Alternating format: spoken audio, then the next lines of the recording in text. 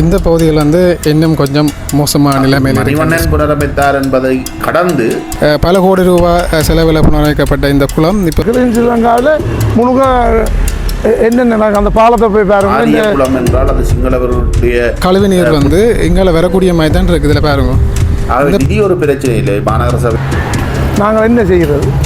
குளத்தின் நடுப்பகுதியில் இந்த ஆரிய குளத்தை நாசமாக்க வேண்டும் என்று அதோட ஒரு சில லைட்டுகளை வந்து அந்த இடத்திலேயே காணைகள் எல்லாம் வந்து சிறப்பு விழாவுக்கே வராதவர்கள் குளங்கள்லேருந்து துர்நாற்றங்கள் வீசுது. பாணியிலே இந்த ஆரிய குளத்தையும் கைவிடுவார்களாக இருந்தால் இந்த குப்பைக்காக நாங்கள் இருக்கிறோம். இதுதான் வேலை செய்கிறோம். நாங்கள் ஒரு இது தமிழ் மக்களுடைய மரபுரிமை சொத்து. உறவுகள் அனைவருக்கும் வணக்கம். நாங்கள் வந்து மீண்டும் ஒரு காணொலியில் வந்து சந்திக்கிறோம். நாங்கள் இன்றைய தினம் யாழ்ப்பாணத்துடைய ஒரு வரலாற்று முக்கியத்துவம் வாய்ந்த ஒரு இடம் ஆரிய குளத்தில் வந்து நாங்கள் நிற்கிறோம். இந்த ஆரிய குளம் தொடர்பான ஒரு சில சர்ச்சையான விஷயங்கள் கடந்த காலங்களாக வந்து சமூக வலைத்தளங்களில் பேசப்படும். அதோட இந்த மக்களும் வந்து இது தொடர்பான ஒரு சில முன்வைப்புகள் வந்து வைத்திருந்தார்கள். இந்த ஆரிய குளம்ன்றது வந்து பார்த்தீங்கன்னு சொல்லி சொன்னால் இது வந்து ஒரு புனரமைப்பு செய்யப்பட்டு, அதாவது குறிப்பாக வந்து மணிவண்ணன் அவர்களால் வந்து அவர்கள் மாநகர சபையில் இருந்த காலகட்டத்தில் தியாகி ஐயா அவர்களுடைய நிதி பங்கீட்டில் குறிப்பாக 2.5 கோடி ரூபா செலவழித்து இந்த வரலாற்று முக்கியத்துவம் வாய்ந்த இந்த ஆரிய குளம் என்பது வந்து ஒரு மிக பாரிய செலவில் வந்து புனரமைப்பு செய்யப்பட்டு இந்த இடத்தை வந்து ஒரு அழகான இடமாகவும், அதாவது யாழ்ப்பாணத்தில் வந்து ஒரு பொழுதுபோக்குக்காக மக்கள் பயன்படுத்தக்கூடிய ஒரு இடமாகவும் வந்து இந்த இடம் வந்து மாற்றப்பட்டு இருந்தது. ஆனால் தற்போது இந்த ஆரிய குளத்தினுடைய நிலை தொடர்பாக பலரும் வந்து பல விமர்சனங்களை வந்து முன்வைத்து கொண்டிருக்கிறார்கள். இன்றைக்கு இந்த ஆரிய குளம் என்றது வந்து இவ்வளவு பல கோடிகளை வந்து செலவழித்து செய்யப்பட்ட இடம் என்றது இன்றைக்கு யாராலுமே வந்து பயன்படுத்தப்படாமல் ஒரு குப்பைகளாகவும் கூலங்களாகவும் பல கோடி செலவில் வந்து கொண்டு வரப்பட்ட பொருட்கள் இன்றைக்கு நீரில் வந்து மூழ்கிய நிலையிலையும், அதே மாதிரி வெளியில் வந்து எந்த விதமான பயன்பாட்டுக்கும் இல்லாத நிலையிலையும் வந்து காணப்படுது. இது தொடர்பாகத்தான் பலர் வந்து பல விமர்சனங்களை வந்து முன்வைத்திருக்கிறார்கள். இதில் வந்து முக்கியமாக வந்து நாங்கள் இதை வந்து புனரமைப்பு செஞ்ச மணிவண்ணன் அவர்களுடைய கருத்துக்களை வந்து நாங்கள் வந்து நேரடியாக வந்து கேட்டிருக்கிறோம். அதை நீங்கள் இந்த காணொலியில் வந்து பார்க்கலாம்.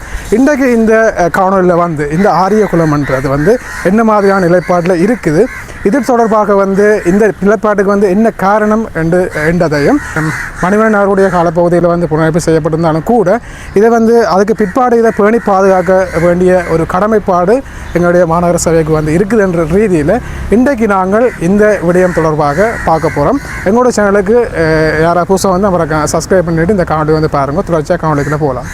இப்போ வந்து நாங்கள் ஆரிய குளத்துக்கு வந்து நேரடியாக வந்து வந்திருக்கிறோம். யாழ்ப்பாணத்தில் இருக்கிற பெரும்பாலானாக்கள் வந்து இந்த இடத்துக்கு வந்து உங்கள் பொழுதுகளை வந்து கழிச்சிருப்பீங்க. தற்போது இந்த ஆரிய குளம் வந்து என்ன மாதிரியான நிலைமையில் இருக்குன்றது வந்து இந்த யாழ்ப்பாணத்தில் இருக்கிற மக்களுக்கு வந்து தெரியும். தெரியாதவர்களுக்காக நாங்கள் இதை வந்து காட்டுறோம்.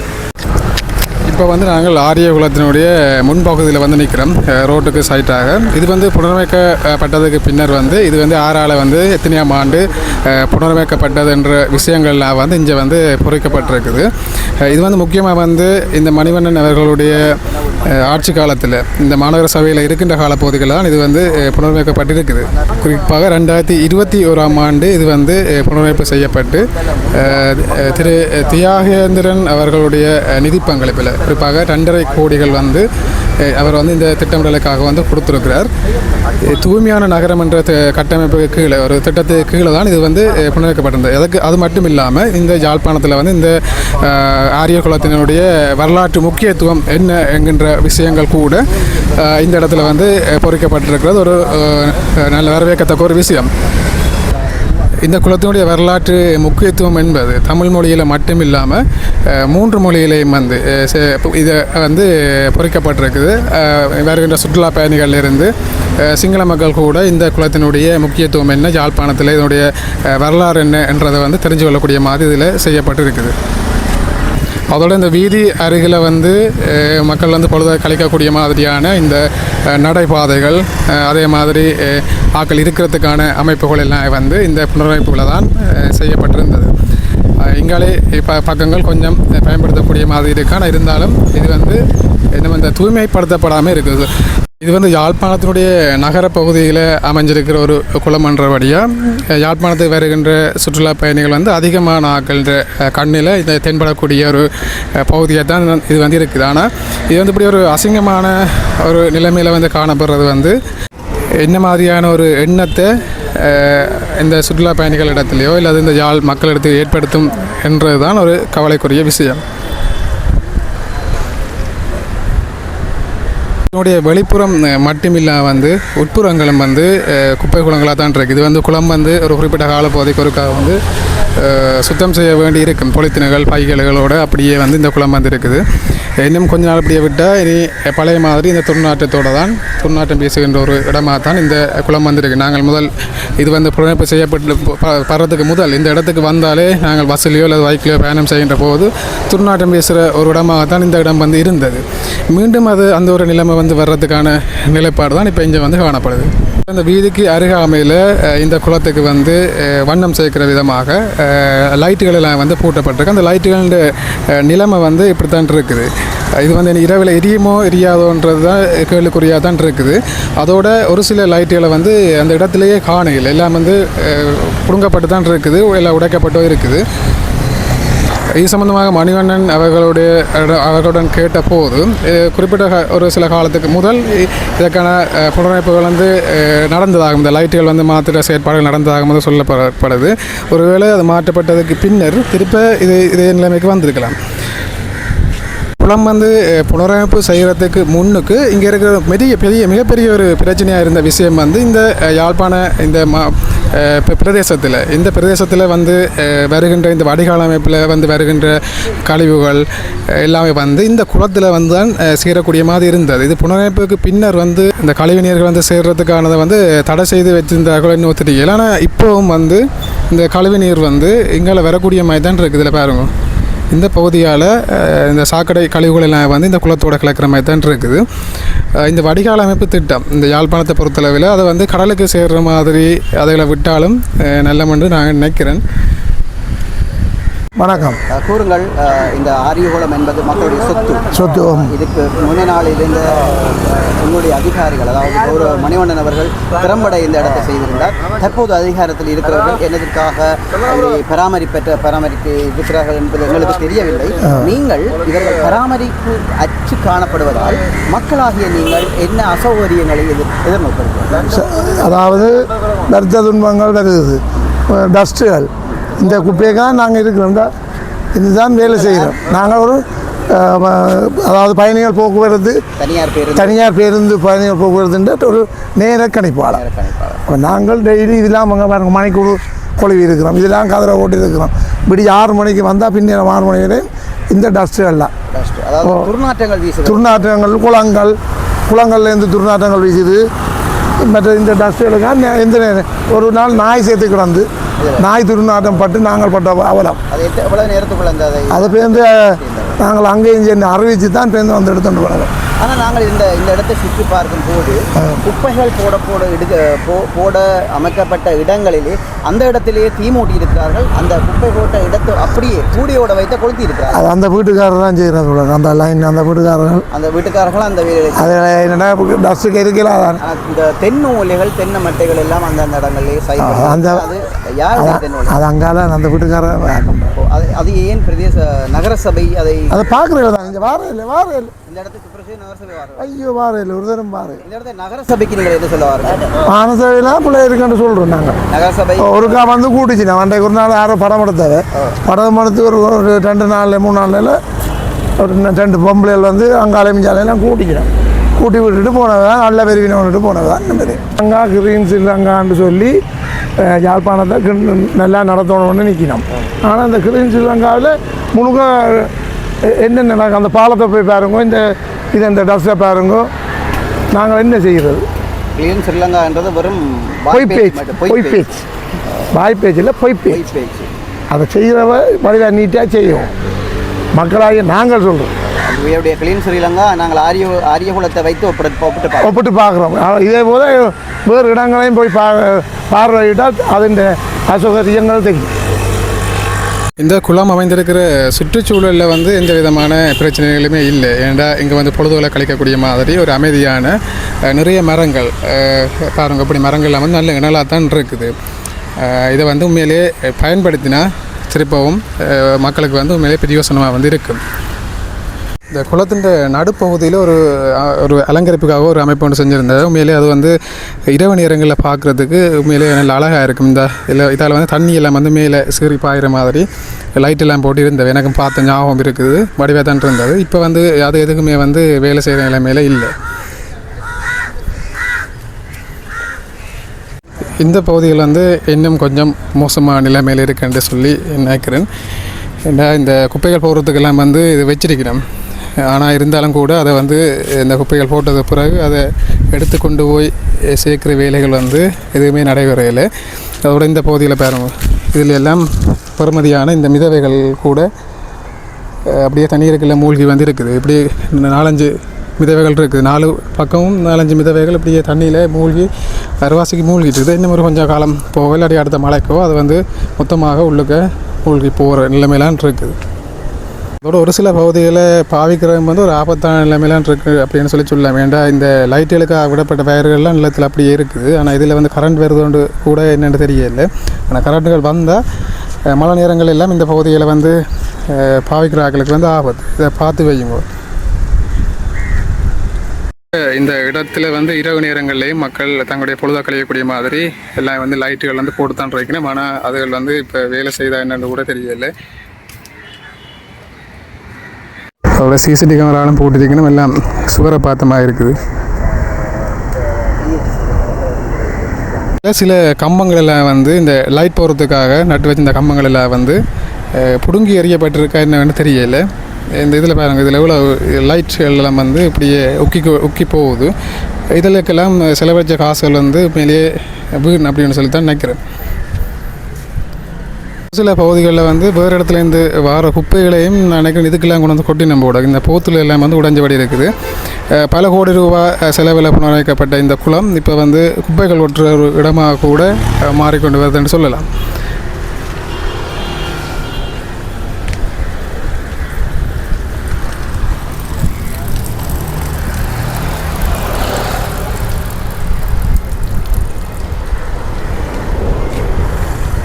பெரும்பாலான வயரெல்லாம் வந்து லைட்டுகள் இருக்குது. ஆனால் வயர் அப்படியே வந்து கீழே எந்த கனெக்ஷனுமே இல்லாதான் இருக்குது. இதில் எங்கே கரண்ட் லைன்கள் வந்து கனெக்ஷன் இல்லாமல் காலுகளில் முட்டுப்படுதுன்னு தெரியலை. நிப்பாட்டிருப்பாங்கன்னு நினைக்கிறேன். இந்த கரண்ட் எதுவுமே வராதாண்டு. நான் நகரவிதாவாக இருந்த காலப்பகுதிகளிலே மிக மோசமாக கைவிடப்பட்டு குப்பைகள் கொட்டப்படுகின்ற ஒரு கழிவு நீர்த்தேக்கமாக ஆரியகுளம் இருந்தது. அது உங்கள் எல்லோருக்கும் தெரியும். அந்த வகையிலே நாங்கள் யாழ்ப்பாணம் மாநகரத்தை பொருட்படுத்தவுடன் ஆரியகுளத்தை நாங்கள் புனருத்தாரணம் செய்து மக்களுடைய பாவனைக்காக கையளிக்க வேண்டும் என்று நாங்கள் முடிவெடுத்தோம். 2018ஆம் ஆண்டு யாழ்ப்பாண மாநகர சபைக்கான தேர்தல் நடைபெற்ற போது கூட நாங்கள் ஒரு தேர்தல் விஞ்ஞாபனத்தை வெளியிட்டிருந்தேன். அந்த தேர்தல் விஞ்ஞாபனத்திலும் நாங்கள் மாநகர சபையை பொருட்படுத்தால் ஆரியகுளத்தை புனரமைப்போம் என்ற விடயத்தை நாங்கள் குறிப்பிட்டிருந்தோம். அதன் அடிப்படையிலே நாங்கள் ஆரியகுளத்தை புனரமைப்பதற்கான நிதி ஆதரவை தியாகி அறக்கொடை நிறுவனத்தினுடைய உரிமையாளர் வாமதேவா தியாகேந்திரன் அவர்களிடம் பெற்று முழுமையாக அவரே தன்னுடைய நிதியை இந்த புனரமைப்புக்காக தந்திருந்தார். என்னுடைய நினைவு சரியாக இருந்தால் 27 மில்லியன் ரூபாய் நிதி பங்களிப்பு, கிட்டத்தட்ட 2,70,00,000 நிதி பங்களிப்பினை தியாகி அறக்கொடை நிறுவனத்தினுடைய உரிமையாளர் வாமதேவா தியாகேந்திரன் அவர்கள் தந்திருந்தார். அந்த நிதி ஆதரவோடு இந்த ஆரியகுளத்தை நாங்கள் முதற்கட்டமாக புனரமைத்திருந்தோம். எங்களுடைய ஆரியகுளம் திட்டம் 3 கட்டங்களை கொண்டதாக இருந்தாலும் முதற்கட்டமாக முதற்கட்ட புனரமைப்பை நாங்கள் முடிவு செய்திருந்தோம். ஆனால் நாங்கள் 2022 டிசம்பருடன் எங்களுடைய பதவிக்காலம் முடிவுக்கு வந்த பின்னர் ஆரியகுளத்தினுடைய இன்றைய நிலைமை மிகவும் கவலைக்கிடமாக இருக்கிறது. எங்களிடம் பலரும் அது தொடர்பாக முறைப்பாடுகளை சொல்லுகின்றார்கள். அதை பராமரிக்காமல் கைவிட்டு விட்டார்கள் என்கின்ற குற்றச்சாட்டுகள் பொதுமக்களிடமிருந்து வருகின்றன. நாங்களும் அதை அவதானிக்கின்ற பொழுது அந்த குற்றச்சாட்டுகளை ஏற்றுக்கொண்டே ஆக வேண்டிய நிலைமையில் இருக்கிறது. இது மிகவும் ஏமாற்றகரமான ஒரு விடயம். மிகச்சிறப்பாக புனரமைத்திருந்தோம் இந்த ஆரியகுலத்தை. ஏராளமான பொதுமக்கள் அந்த ஆரியகுலத்தை பயன்படுத்தி பொழுதுபோக்குன்ற இடமாக நடைபாதையாக என்று பல்வேறு நோக்கங்களுக்காக அதை பயன்படுத்தி கொண்டிருந்தார்கள். ஆனால் ஏனோ தெரியவில்லை, இப்பொழுது அது மிக மோசமான நிலைமையில் இருக்கிறது. ஆனால் ஒரு சில மாதங்களுக்கு முன்னர் அந்த எங்களாலே அமைக்கப்பட்டிருந்த விளக்குகள் மின் விளக்குகள் மீண்டும் புனரமைக்கின்ற நடவடிக்கைகள் எடுக்கப்பட்டதாக தெரிந்தது. அது முழுமை பெறவில்லையோ எனக்கு தெரியவில்லை. ஆனால் இப்பொழுது இருக்கின்ற நிலைமை துரதிர்ஷ்டவசமாக. தற்போது இருக்கிற மாநகர சபையினர் என்ன காரணத்திற்காக அதை பராமரிக்காமல் இருக்கிறார்கள்? அதாவது போதியளவு நிதி இல்லாத காரணத்தாலா, அல்லது அவருடைய அவதான குறைவாலையா, அல்லது கவனக்குறைவுகளாலையா, என்னத்திற்காக அது பராமரிப்பு அற்றதாக காணப்படுகிறது? ஏன்னா சமீபத்திலே எங்களுடைய தியாகி ஐயாவும் இது சம்பந்தமாக ஒரு குற்றச்சாட்டையும் வைத்திருந்தார். இது என்னத்திற்காக இதை கவனம் இல்லாமல் விடப்பட்டிருக்கிறது? இல்லை, அது தொடர்பாக எனக்கும் தெரியாது. ஏன் இவ்வாறு கவனீனமாக அந்த இடத்தை கைவிட்டிருக்கிறார்கள் என்பது தொடர்பில் எனக்கு தெரியாது. அல்லது சரியா நிதி இல்லை என்று சொல்வதை நான் ஏற்றுக்கொள்ளப் போவதில்லை. நீங்கள் வேணுமாக இருந்தால் தியாகி அறக்கொடை நிறுவனத்துடைய தலைவரை கேட்டால் கூட அவர் நிதியை புனரமைப்பதற்காக வேண்டுமானால் அவர் தருவார் என்று நான் நினைக்கின்றேன். ஆகவே நிதி ஒரு பிரச்சனை இல்லை. மாநகர சபையினுடைய பட்ஜெட் என்பது 1400 மில்லியனுக்கு மேற்பட்ட பட்ஜெட். அதில் எவ்வளவு காசு இருக்கிறது. ஆனால் இதை பராமரிப்பதற்காக ஒதுக்க வேண்டிய காசு என்பது மிக குறைவானது. ஒரு 5 லட்சம் 10 லட்சம் செலவழித்தாலே இது எல்லாத்தையும் செய்து முடிக்க முடியும். ஆகவே நிதி இல்லை என்பது என்னை பொறுத்தமட்டில் ஏற்றுக்கொள்ள முடியாது. அக்கறையின்மையாகத்தான் பிரதானமாக என்னாலே சொல்ல முடியும். அக்கறை இல்லை, இதை பராமரிக்க வேண்டும், பாதுகாக்க வேண்டும் என்ற அக்கறை இருப்பதாக தெரியவில்லை என்பதுதான் என்னுடைய குற்றச்சாட்டு. புதிய மாநகர சபை, மக்களால் தெரிவு செய்யப்பட்ட மாநகர சபை இப்பொழுதுதான் பதவியேற்றிருக்கிறது.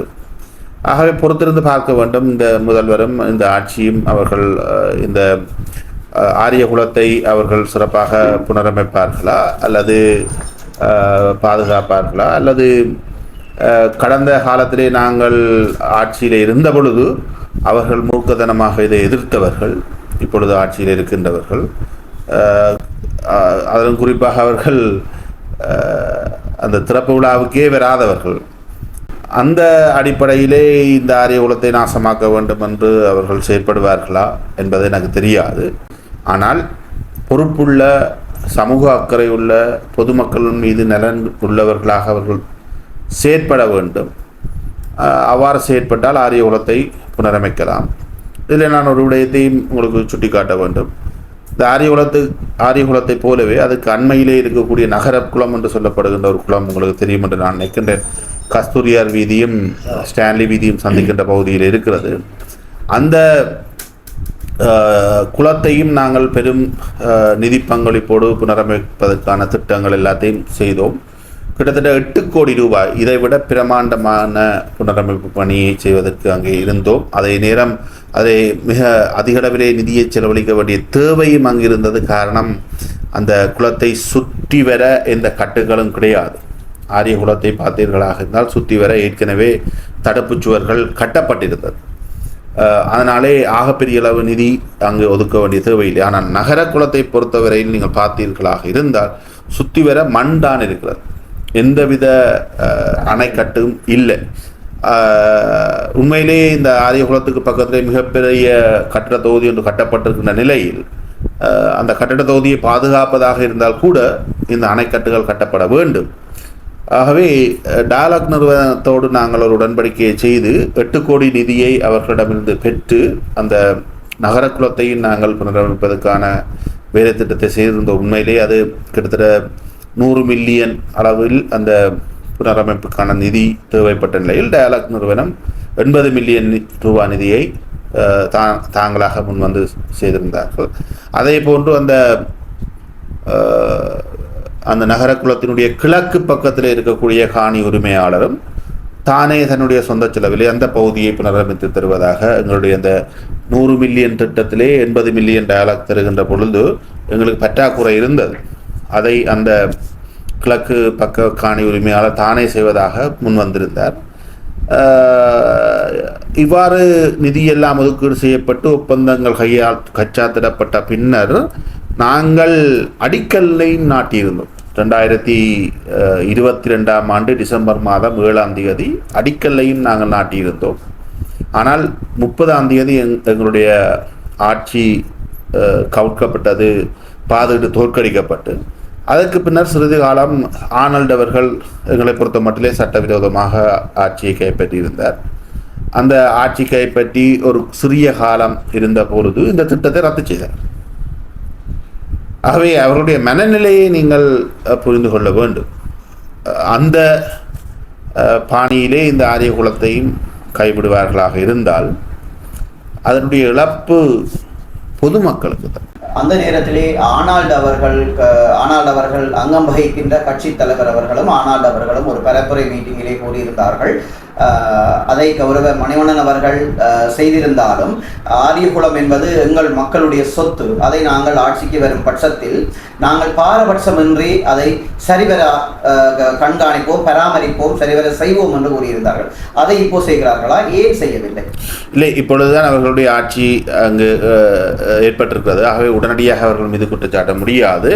ஒரு புனரமைப்பை செய்வதாக இருந்தால் அதற்கு நிதி ஒதுக்கீடு செய்ய வேண்டும், அதற்கான வரவு செலவுகளை தயாரிக்க வேண்டும், அதுக்கான முறையான அனுமதிகளை சபையில் பெற்றுத்தான் அந்த வேலை திட்டத்தை செய்யலாம். ஆகவே அவர்களுக்கு இப்பொழுது ஆட்சி பீடமேறியவர்கள் மீது உடனடியாக நான் குற்றச்சாட்ட முடியாது. ஆனால் அவர்கள் கட்டாயம் செய்ய வேண்டும். அவர்களை நாங்கள் தொடர்ந்து பார்த்து கொண்டிருப்போம். உண்மையிலே நீங்கள் பார்க்க வேண்டும், ஆரியகுல பகுதியிலே நாங்கள் 3 மொழியிலும் ஆரியகுலத்தினுடைய வரலாற்றை நான் எழுதியிருக்கிறேன். இது தமிழ் மக்களுடைய மரபுரிமை சொத்து என்பதை நான் சொல்லியிருக்கிறேன். ஆரிய குலம் என்றால் அது சிங்களவர்களுடைய குலம் என்று ஒரு பரப்புரை இருந்து வந்த காலத்திலே எங்களுடைய ஆரிய சக்கரவர்த்திகள் தான் இதை கட்டினார்கள் என்கின்ற மரபுரிமை வரலாற்றை, இது தமிழ் மக்களுடைய மரபுரிமை சொத்து என்பதை நான் எழுதி 3 மொழிகளிலும் கல்வெட்டாக பதித்திருக்கிறேன். அது இப்பொழுதும் இருக்கிறது, நீங்கள் போய் பார்க்கலாம். ஆகவே இது மணிவண்ணன் புனரமைத்தார் என்பதை கடந்து தமிழ் மக்களினுடைய ஒரு மரபுரிமை சொத்தை, அடையாளத்தை நாங்கள் பேணி பாதுகாக்க வேண்டும். நல்லூர் ராசதானிக்குரிய குலம் என்று பேராசிரியர் புஷ்பரட்னம் அவர்கள் வரலாற்றை தொகுத்து எழுதி தந்திருந்தார். அதைத்தான் நாங்கள் அங்கு பொறுத்திருக்கின்றோம், வரலாற்றுத்துறை பேராசிரியர் புஷ்பரட்னம். ஆகவே இந்த மரபுரிமை சொத்தை பாதுகாக்க வேண்டியது எவராக இருந்தால் அவர்களுடைய தமிழ் மக்களுடைய கடமை. அதை இந்த ஆட்சியாளர்கள் செய்வார்கள் என்ற நம்பிக்கை எனக்கு இருக்கு.